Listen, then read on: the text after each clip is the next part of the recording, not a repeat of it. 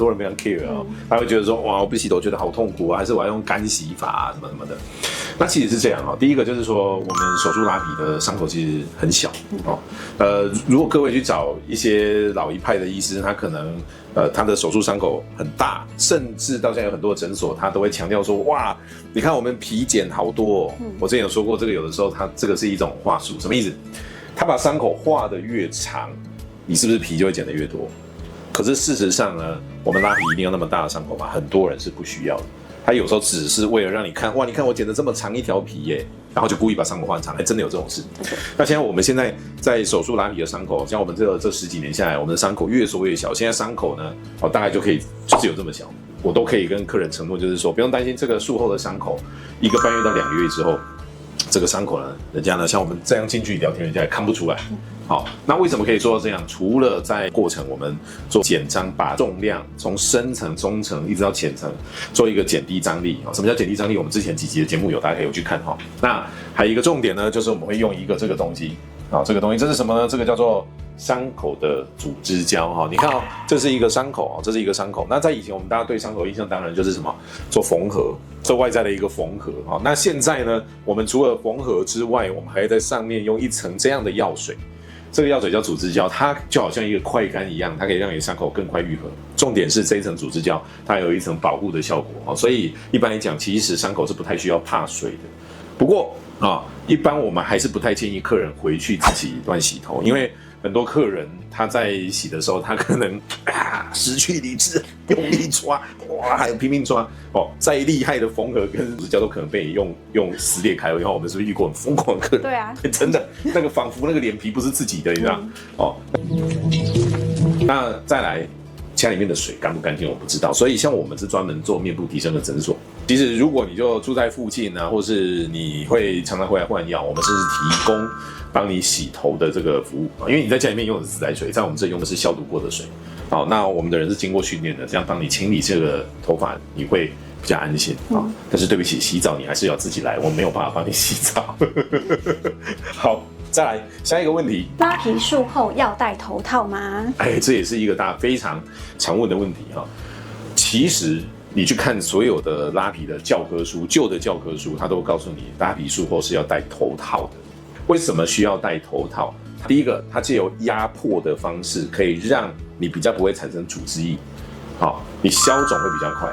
第二個，在你有壓迫的狀況下，你的組織在裡面才比較不會去亂增生一些組織，因為有時候在沒有足夠壓迫的狀況下，你亂增生一些組織，反正可能也很容易變大的一個狀況。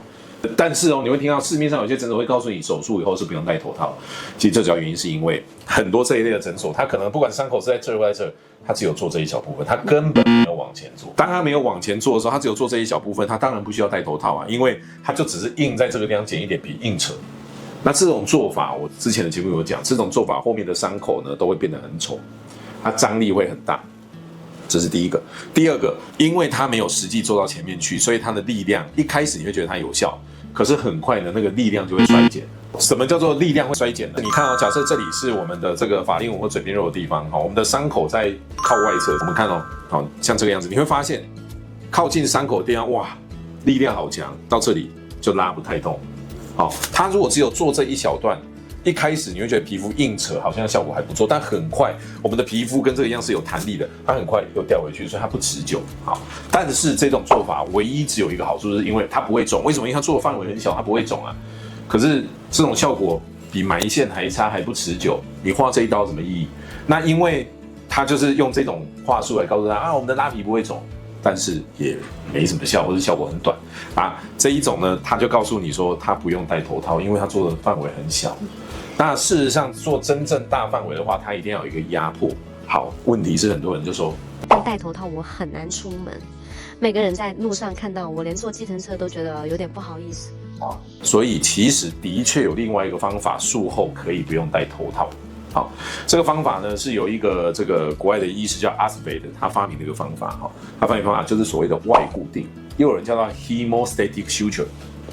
好，我們來看一下這個 hemostatic suture 哈，這個網狀的這種做法哈，你可以看到這個是我把這個論文的出處都弄出來了，好，給大家看，哎，這是來真的哈。那這個技術呢，哈，其實它需要一點經驗哈，因為我們在做這個網狀固定的時候，它需要多密，它需要多大的固定，我們需要一點經驗。那借由這一種技術呢，哦，我們就可以在不戴頭套的狀況下給它很好的壓迫，然後你出门呢戴個口罩，人家也看不出來，口罩就可以擋住了，就不用戴那麼大的一個頭套。好，所以術後完是不是一定要戴頭套？好，如果你是做真正的拉皮手術，你去翻，如果英文好的，或是你去問這個 AI， 它會告訴你有戴頭套壓迫效果比較好，有沒有不戴頭套的狀況？有，要麼就是亂做，只是剪個皮，要麼就是用這種 hemostatic 這種技術來取代頭套。好，當然還有一個方式，又比這個要再更新一點，就是用3D 掃描的方式做一個跟你臉型剛好貼合的那種面具。那戴上去這個面具呢，它一樣有一個很好的壓迫，就可以去避免說你後面的腫脹啊、水腫啊、血腫這些狀況。好，我們來看哦，像這個呢，就是我們3D 面具的這個制作哈，我們會用這個3D 掃描的這個儀器，好，然後去根據你的臉掃描啊，這個是以你術後的臉掃描，不是術前，因為術前跟術後臉會變小、會變緊緻，所以我們用術後的掃描，然後呢去做一個 fit 符合你新臉型、緊緻臉型的這個面具，然後用3D 列印的方式，那這個它戴上去就會非常的吻合，非常的 match， 好，就可以達到一個很好的消腫的一個效果哈。好，再來下一個，拉皮術後需要放引流管嗎？家珍，你來幾年了？7年8年有了吧？你來到現在有看過我放引流管吗？沒有，没有看過，对、对，其實是不需要的哈。為什麼以前很多需要放引流管？那是因為他們開刀很容易流血，或者是他們開刀的時候裡面的組織可能亂七八糟的，沒有按照層次這樣一層一層的去做。那事實上我們在做的時候，因為它層次都是很漂亮的，所以其實像我們開這個拉皮開到現在，我大概今年應該是第16年的經驗了。大概從10年前還是11年前開始，我就都不用放引流管了，所以我常常也會跟客人講說不用擔心，不然很多人早期就說哦，我以前早期拉皮都放個2個引流管，覺得很可怕啊，然後2顆球在這裡一直看它血水往外流啊。首先你只要分的層次對，你不用擔心這個。第二個，我們做這個拉皮手術跟客人說，你的凝血功能是正常的狀況下，從頭到尾流血不會超過10毫升。好，所以像你應該有遇過那個紅血球，一般女生正常紅血球大概是10、11、12，你自己的客人紅血球最低拉皮的。我記得是66，对，正常人一半還要低一點的，也算是蠻嚴重的貧血哦。那這種狀況下，只要麻醉醫科醫師覺得以麻醉本身它是安全的，我們手術是敢做的。很多外科醫師如果他經驗不夠，他是不敢做的，因為他怕會流血。可是像我都有把握說，你從頭到尾流血不會超過10毫升。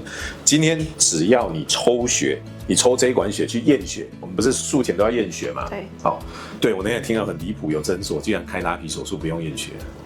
對，是很誇張，誇張了。这個真的太誇張了。真正的一個比較這個完整的拉皮手術，這個是要驗血，這是基本的。好，那你只要驗血，驗這一管血抽完，你不會昏倒，你會好好的，你手術拉皮不會有問題。好，所以當然我們也不需要引流管。好，這個我們非常的有把握。拉皮術後，冰敷、熱敷、溫敷？好問題哈。很多人問說，術後我到底要怎麼敷才是對的？一般人也是這個樣子哈。其實術後的前3天，我們會建議呢，就是冰敷啊，我們不建議熱敷哦哈。那個冰敷呢，是要讓它要血液的活絡那麼快，讓它減少這個腫脹。大概3天之後，第4天我們就會開始這個溫敷的狀況。不過要特別提醒大家哈，就是我們做這些這個冷熱冰溫敷呢，其實不需要去過頭。很多人說啊，我就給它越冰越好，才會消腫的快，越熱才會讓它這個消腫的快哈。其實不是，因為這樣是很容易凍傷或是燙傷。好，那你其實呢，就是用稍微冷一點的、稍微溫一點的，不要太燙的，都是會有效果的。好，千萬不要過頭。甚至呢，就是第4天、第5天、第6天之後，我甚至有時候會建議，有的時候你可以冷熱交替敷。什麼叫冷熱交替敷？一只手拿偏冷的，一只手拿比較溫熱的，然後兩邊這個是各這樣用，各用個2分鐘、3分鐘就交換，交換，不要過頭，特別強調，像天氣冷的時候，有些人就會用暖暖包，千萬不要用暖暖包。很多人想說暖暖包我放在身上暖暖的好舒服，溫度不高，不，暖暖包你在同一個部位久了，它真的會燙傷。千萬術後不要用暖暖包去做這件事情。有的時候我還建議客人呢，在拆完線之後，你在洗澡的時候，可以把這個蓮蓬頭拆下來，用一塊布。毛巾稍微擋着，然後把這個蓮蓬頭水開溫熱，然後透過這個布去沖你的臉部，好像有點類似用水在幫你按摩。用水按摩其實是非常好的方法。這個水流，你為什麼隔着這塊布，它才不會衝擊得太強？然後這個水是最柔順的一個力量，它在藉由這種水療按摩的時候，你會發現你臉消腫的會比較快。好，這是一個很好的方法。下一個問題也有一些人會問，拉皮術後多久可以化妝？其實有一些診所，他可能為了招攬生意，他們會講說做完馬上就可以化妝，其實這是違反醫療常規的。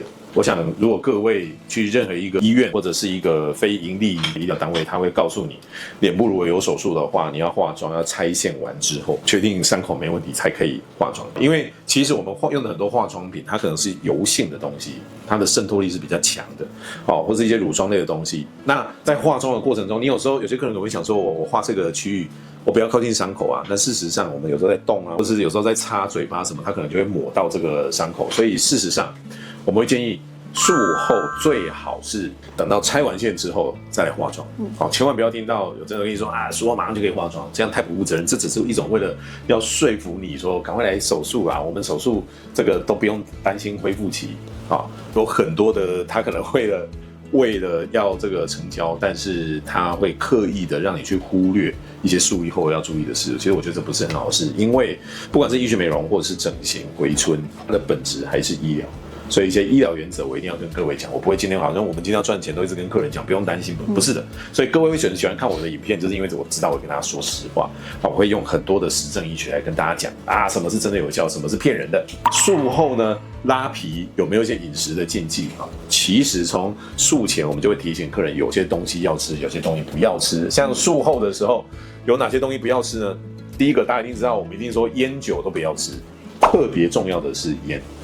菸真的超級重要，菸裡面有一個物質叫尼古丁，我相信大家都知道尼古丁它最主要的問題是它會造成血管收縮，所以術前你抽菸，它本身已經會造成你的血液循環比較差了。如果術後在前面幾天你抽菸，它血管收縮會讓你的傷口恢復會比別人慢很多，真的很重要。術後忍一下那一陣子，真的不要抽菸，會影響到傷口愈合，它是最嚴重。還有一個很特別，帶殼的海鮮其實我們是西醫我們叫海鮮，不就是蛋白質嗎？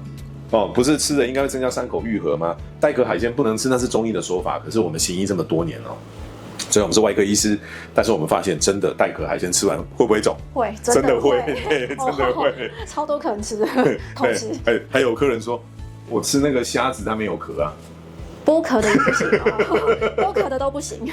對，你本身有殼，那叫帶殼的海鮮。我還遇過說蛤蜊肉又沒有殼，我說蛤蜊本來有殼。還有什麼魚露？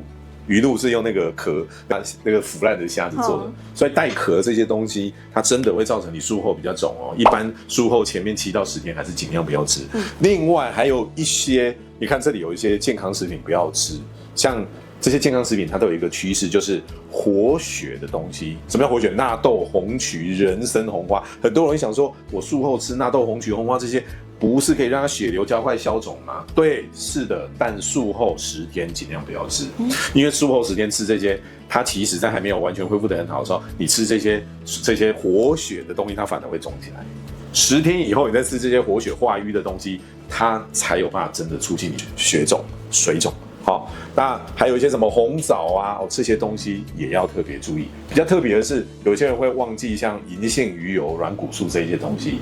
這些東西術後7到10天盡量不吃。有時候張醫師講這些我記不起來，沒有關係。首先你只要來，我們都會傳訊息提醒，我們都一定會提醒你。第二個，你說看這好麻煩，那你就拍一張你要吃的東西給我們。其實他們都做好多年了。那所以他們也都會判斷，但他們不確定的東西，他拿過來給我看。我會告訴你可不可以吃，什麼時候再吃，很重要還有術後要吃什麼東西，比如說像我們診所的客人都會叫客人吃這個，我們有一個東西叫哇酷哇酷的這個 B 群它是日本的一個技術吃 B 群幹嘛？第一個大家一定想說，B 群呢它可以什麼促進神經的恢復。好，任何手術你在開刀的時候，術後都多少會有一些感覺比較鈍的狀況 ，B 群它是有幫助。比較特別的一件事是 B 群裡面有一個 B6、B12，它也可以促進褪黑激素，本身是人體一個超強的抗氧化劑，所以它對消腫也有用，對神經恢復都有用。所以術後我強烈建議大家可以吃這個日本技術的這一種 B 群，對各位這個術後恢復非常有用。那除了吃這些健康食品之外，還有沒有哪些東西可以吃？首先呢，各位可以術後那幾天呢吃香蕉。好奇怪哈，為什麼可以吃香蕉？第一個，香蕉裡面它也有褪黑激素啊。那剛剛我講的 B6、B12有褪黑激素，它可以讓你抗氧化、消腫快，而且也比較好睡。比較好睡，你睡得好，恢復就好。你如果都失眠，你覺得你傷口會好得快嗎？一定不會。那香蕉裡面含有钙鎂的東西，它可以放鬆肌肉啊，然後讓你術後可以比較 relax。好，然後重點還有一個就是它軟。好，你吃東西輕鬆，這很重要。好，但是要特別注意一件事哦。你看我特別寫這個，香蕉其實熱量超高啊。你知道一根香蕉等於1碗白飯，但是我要提醒大家哦，我們拉皮術後哈，其實熱量控制還是要注意。很多人就想說啊，我術后我給他拼命吃。你知道我們身上任何一個部位，只要開完刀，我們的身體呢會有一個機制，就是想要趕快修復它。如果你吃有營養的蛋白質是可以的，可是你吃太多高熱量的東西，它反而手術的部位会有脂肪增生的狀況。比如說，你知道像有些人去開那個換膝蓋的傷口，理論上你這個腳，比如說你右腳開膝蓋，你膝蓋不良於行，那個腳應該會變瘦。結果很多人想說，我開完刀，我一定要給自己補一下。連吃的就是吃甜的、吃油的，後面結果他那一只腳脂肪变好大，对，變很粗，真的會有脂肪增生的狀況。這個也是有研究論文的，所以熱量控制一定要注意，不是你術後隨便你吃。好，所以比較胖的或是本來臉比較肉的，第4天開始可以改吃奇異果。奇異果呢，像香蕉一天大概吃2根，奇異果一天14個。奇異果很好，為什麼很好？第一個，奇異果維他命 C，我們知道水果含量維他命 C 最多的是，我們第一個印象的是什麼？檸檬啊、橘子。其實芭樂比檸檬、橘子還要多，奇異果比芭樂還要多。好，那維他命 C 可以幹嘛？不知道啊，多吸多健康。不是的，維他命 C 它呢，在我們人體修復很重要，因為維他命 C 是膠原蛋白的輔酶。你膠原蛋白要合成的時候，一定要維他命 C 的存在。好，如果沒有維他命 C 的話，你傷口會長不起來。所以多吃維他命 C 加蛋白質，合成你自己的傷口要愈合的膠原蛋白才会有用。所以奇異果是很好的東西哦，而且奇異果比较不会發胖，香蕉比較容易發胖。大家千萬不要以為孫悟空吃香蕉都很瘦，人家一翻一個跟斗108000里。如果你每天狂嗑香蕉，你一天跑108000里，你也不會胖，但是你不會跑那麼多，所以嗑香蕉要有限。下一個重點拉皮術後如何快速消腫？其實你知道嗎？其實，在醫院裡面中間，我們就想說把你刀開好就好了。沒有想那麼多消腫，可是現在出來，其實消腫在工傷社會很重要。除了大家個人體質一定是有影響，那我們剛剛前面講的，溫熱敷這些有影響，有沒有一些比較科技的方法可以幫你消腫？有的哦。我們來看首先第一個高壓氧，高壓氧它可不可以促進你消腫？當然你看我們有時候，因為我們診所很多国外來的客人，他們都想要趕快回國嘛，那我們就会這樣做高压氧，刚好是真的有效的。就很多人說你只是讓我要消費做高氧，不是的，真的有效。我們來看这一篇論文而且你看它其實之前就有很多研究了。那這一篇呢是一個相對比較新的2023年的文章，它就會告訴你，這個做臉部手術的客人呢，患者呢一半有做高氧，另外一半沒有做高氧，很明顯做高氧它消腫比較快，傷口愈合也快，所以高氧是真的有效的。但也有些人說，除了高氧之外，我可不可以靠吃的一些東西？大家第一個以前在醫院裡面。手術完以後，大家會叫你什麼買鱸魚，對不對？對。順便跟大家講一個常識手術以後前3天最好不要吃鱸魚。跟你想的不一樣。鱸魚不是很補嗎？對傷口愈合很好嗎？鱸魚是一個這個 Omega-3 魚油非常豐富的魚，記得嗎？我前面不是說術後前面7到10天不要吃魚油，對吧？我們前面剛剛不是有講到這個鱸魚其實就是一種魚油含量比較高的魚，所以前3天不要吃鱸魚前面7到10天不要吃魚油。前面3天如果吃鱸魚，它非但不會讓你傷口愈合快，它其實比較容易血腫。所以如果你有仇人開刀，你又不想讓他知道你要害他，術後就買很多鱸魚給他吃，有沒有？再來，我知道有個東西可以消水腫，很多人都有講蜈蚣草。你知道蜈蚣草其實台灣特有的。個讀書會嘛，這個讀書會已經10年了，要邁入第11年了。每個禮拜在上面念各種新的論文，還有200-300個醫師跟着我在那邊念。那這個讀書會裡面有台灣的醫師，有這個大陸醫師，有香港、澳門、日本的、馬來西亞的醫師，甚至有越南的醫師都加入我們的讀書會裡面看。每個禮拜我們都會看一些世界上最新的一些跟醫美整形有關的論文跟研究。所以很多客人都會說：“為什麼這個療程只有在你們診所有做？為什麼其他診所沒聽過？因為他們沒有 update。”那為什麼其他診所的醫師說他們聽過，可是他們不知道怎麼做？因為他們沒有 upgrade 不像我們一直在前進。所以你看，是不是很多客人他說：“哇，每一次來都發現你們又更進步了。”好，回過頭來講，那時候我們就聊到說蜈蚣草可以消腫這件事，結果發現，其他的地方都沒有在用蜈蚣草，就台灣在用。那蜈蚣草在某個程度上可以消水腫，可是它很寒性，所以它其實第一個它不能吃太多包，第二個女生不適合吃。比如說，假設女生 MC 來了，大姨媽來了，那你如果這個時候吃蜈蚣草，你會發現，流出來的是血塊，會凝結，很可怕。所以蜈蚣草我不是那麼建議，特別是臉部的手術，其實它在抽脂有時候是有點用，但臉部手術蜈蚣草它的效果比較有限，適度可以，但你千萬不要把它當做仙丹。好多人把蜈蚣草把它当做仙草在喝，把它当做可口可樂在喝，或者是当珍珠奶茶在喝，不是的，這個長期喝是真的不好的。那有些人说，我知道我們喝紅豆薏仁水，红豆薏仁水《本草綱目》記載有利水的作用，但它其實就是一般女生有一點水腫的時候喝，它對術後呢效果其實很弱。你大概一般要喝這麼大一缸可能才會有用啊！如果你是像《水滸傳》裡面的那個或者是你是變形金剛，每次喝東西都是2加侖、3加侖，你可能把紅豆薏仁這樣喝，可能消腫有用。但是我們一般人沒有辦法，所以紅豆薏仁水沒有什麼用啊。科學上什麼東西有用？我為了要讓消水腫，我真的找了好久。後來發現這個東西，法國有一個專利是來自這個研究論文的。這個專利它裡面有6個成分，它是草本的。你看它就有很多的 data。In vitro and animal data， 還有 human data， 就是說在動物實驗上面，還有人體實驗上面，證實真正有用可以消水腫的，它大概就是有這6個成分在這個裡面，那它呢用來吃，它真的對消水腫是很有用。除了這個6個法國專利成分之外，還有仙人掌果的萃取物也有用，它的確證實是可以消水腫的。這些成分呢，很多人說我要去哪裡買？其實像我們診所。那個時候就為了用這個，我們那時候找了很久，發現這個是真的醫學論文有用的。所以你看，我不斷在強調 evidence-based medicine， 因為我覺得業界太多唬爛，太多幻覺，太多這個幻想跟妄想。所以我們在跟各位講一些東西，我們都希望是基於實證，告訴大家怎麼真的有用。那像這些成分現在合在一起，像有時候客人我就跟他說，有一個產品叫做水清靈，那這個成分它把這些真正有用的東西合在裡面，把它對於術後消腫是有用。那其實有些人就會說，如果我平常是容易水腫，體質吃有沒有用？也是有用的，因為它都是草本，所以它其實不用擔心說什麼會對身體不好。那它也證實是有實效的。你看我是不是常講，因為沒效才是最貴啊。對啊。所以你連吃這種東西都要選真的證實有效的。那除了這個之外呢，還有一台機器叫 Indiba。Indiba 是什麼東西呢？ Indiba 是一個448那個千赫茲的一個儀器，這是西班牙的一個儀器。我們來看，這是真正的一個研究論文。那這個研究論文它就是要證實說，在我們美容手術 aesthetic reconstructive surgery， 就是或者是臉部的重建手術之後，用這個機器對於局部消腫，它也確實是有效的。除了這個機器之外，還會有人問說，那有沒有可以更快速消淤青的東西？其實現在還有一些論文，它在證明說，雷射是可以真的讓淤青退得快。它的原理是用這個雷射，它有一個波長，它可以針對我們的血紅素，就是鎂色光。看一下畫面當中這個圖片，你看它術前淤青，術後打這個鎂色光，它淤青真的是會退比較快。所以退淤青是有方法的。再來一個問題，拉皮術後多久可以運動？這是一個非常好的問題。那這個運動呢，就要看你是做什麼樣的運動，多劇烈的運動。好。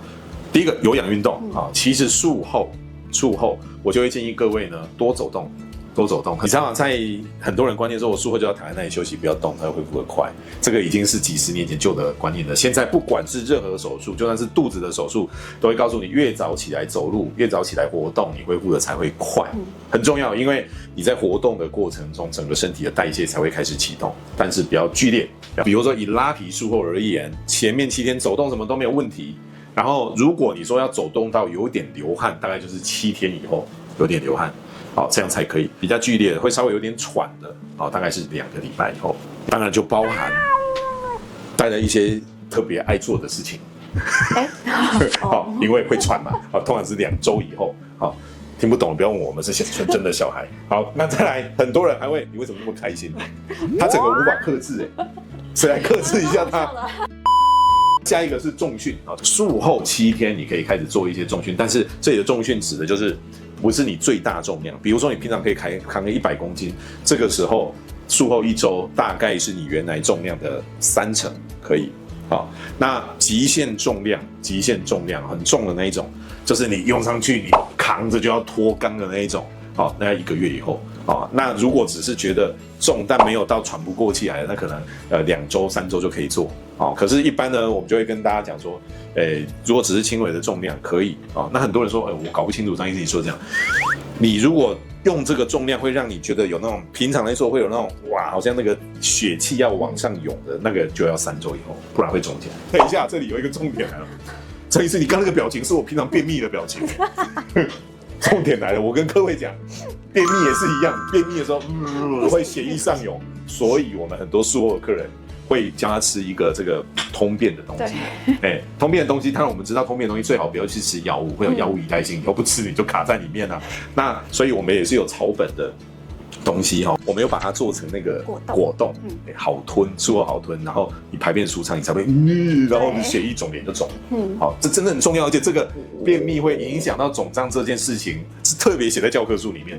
它有一個比較特別的是頭低的活動，好，比如說就問我說什麼時候可以投着地運動，我第一次說什麼叫投着地運動，我第一次我瞬間沒有想到，我說我交街舞，他說他要做地板動作啊，頭低的運動哦，這個也要3周以後。還有一種雙方頭低啊，瑜伽，大部分瑜伽沒有，但有些空中瑜伽頭會低，這種一開始先不要做，一開始先做拉伸。